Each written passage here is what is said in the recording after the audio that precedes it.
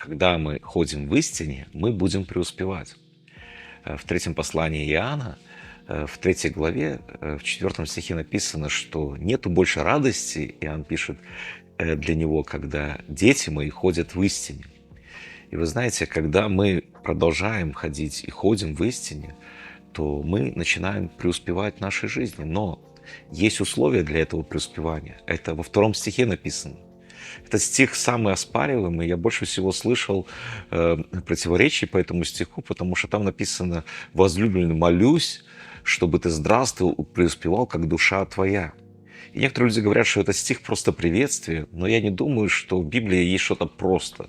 Если здесь записано, что он молится, чтобы они преуспевали и чтобы они здравствовали, то это нормально. Но он поставил условия, сказал, как душа преуспевает. И что такое преуспевание души? Это когда наше мышление, наше понимание, наш образ жизни меняется, когда мы преобразуемся в образ Иисуса Христа, когда мы получаем откровение от Него, Слово приходит в нашу жизнь.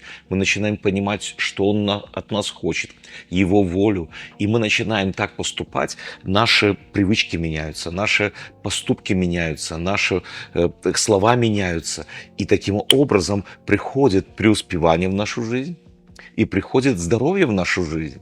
И мы начинаем ходить здоровыми, преуспевающими. Но в 4 стихе он говорит, как продолжать так ходить.